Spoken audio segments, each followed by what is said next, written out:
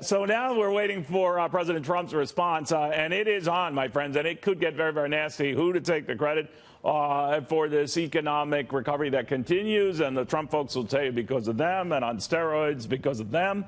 The Obama folks, President Obama himself saying because it started with me, so it's on us. Anyway, the Center for Freedom and Prosperity, Chairman Dan Mitchell.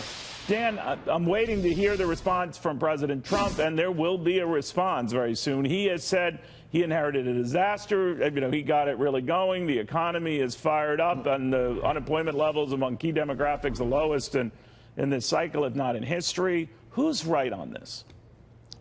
They're both right. Obviously, we did have an economic recovery and expansion that began way back in the summer of 2009. The knock against Obama wasn't that we were in a recession. The knock was that we didn't have the normal, very strong bounce back, and we never got back up to an average of 3% growth. Now, are we going to get that under Trump? Maybe. I mean, I like what he's done on taxes. I like some of what he's doing on regulation, but he's letting spending go out of control, and boy, it looks like he's about to go off the deep end on the trade war. And that kind of stuff can hurt the economy, just like it did in the 1930s. You know, that was a worry, and one of the reasons why we're down about 139 points on the Dow, that we've expanded this trade tip with China to include maybe $267 billion worth of additional goods from China, now extending the fight to Japan.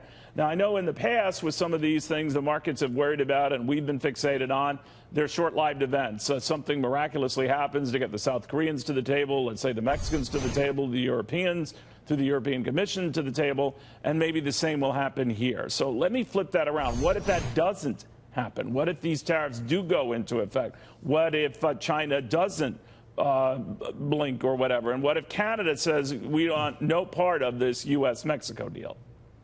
That's precisely the concern. Let's say I put a blindfold on, Neil, and I run across a busy highway, and I do it 5 times, and I somehow miraculously never get run over. Does that mean it's a good idea? Does that mean I won't get run over the 6th time? And so I think Trump is playing with fire. And let me put it this way. Some of my friends on the left have this big idea called intersectionality. You have to work all these social and diversity and cultural issues together. From a libertarian perspective, to be intersectional is to care about all the policy issues. I want the low taxes. I applaud Trump for that. I like how he's cutting back on regulation. But if you mess up your own agenda, if you undermine your own pro-growth policies with a trade war, that can the Republicans will rue the day they allowed this to happen.